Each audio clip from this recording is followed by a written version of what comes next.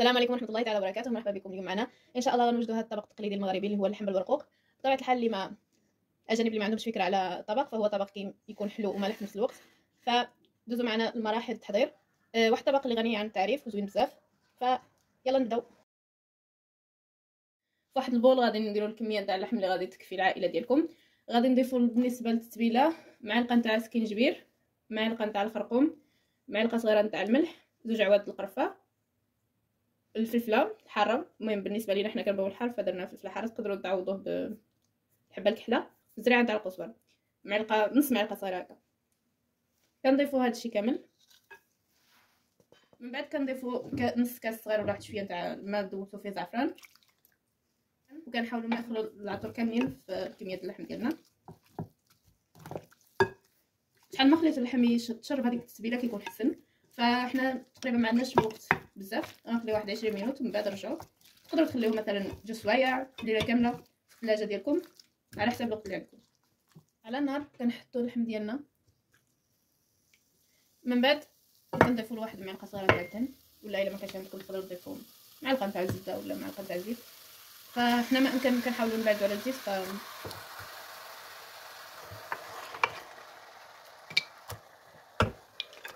كيف قلت كنحاولوا ما امكن نبعدوا على الزيت، فكنخليو اللحم يتلطشوا. بعد ما تشرب لينا الماء نتاع الزعفران كامل غنضيف واحد المعلقه صغيره نتاع الدهن،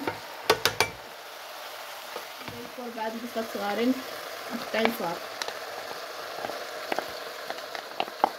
وعلى حسب الضميره اللي بغيتو. شحال بغيتو الضميره تكون معسله وثقيله كضيفوا بصله كثر. من بعد كنضيفوا 3 الفصوص نتاع الثومه مقطعين صغار، غنغطيوه ونخليوه حتى تذوب لينا البصله، ومن بعد نرجعو نضيفو الماء. بالنسبه للبرقوق غنضيفو له هو والمشماش كميه تاع الماء اللي بسيطه، تقريبا نص كاس في كل قدر.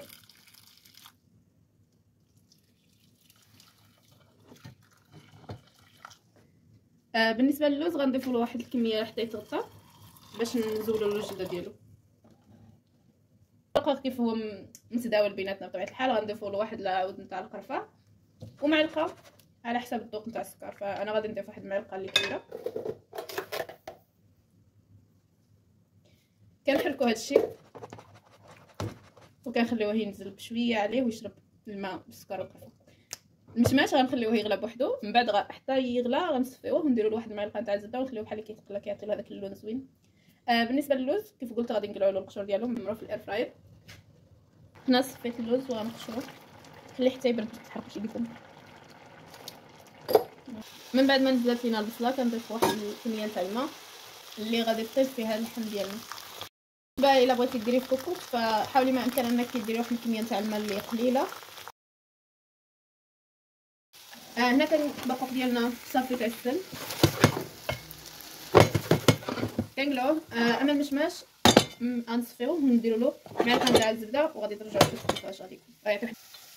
فدرنا معلقه تاع الزبده على المشماش ديالنا وكنحركوه غير شويه حتى كتذوب الزبده. هاد المرحله هادي معتمدها بزاف حيت كتخلي واحد اللمعه، واخر اللمعه كتخلي واحد المذاق زوين تاع الزبده في المشماش. فخلي واحد دقيقه ما وصلش للحراك وصافي ونقلعوه. والريحه شحال زوينه. من بعد ما تعسل لينا المشماش كيكون بهذا الشكل، كيعطي واحد اللمعه زوينه.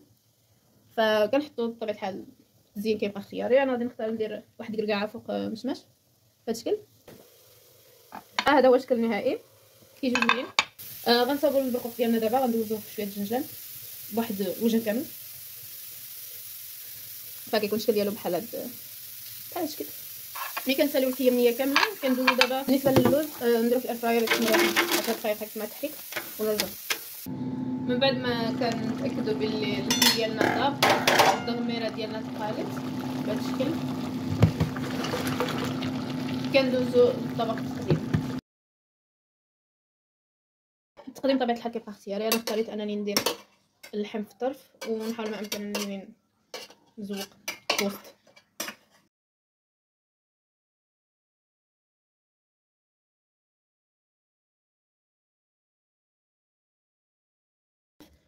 والبنه ما نقدرش نقول لكم ما شاء الله جا زوين بزاف. يلا باي باي.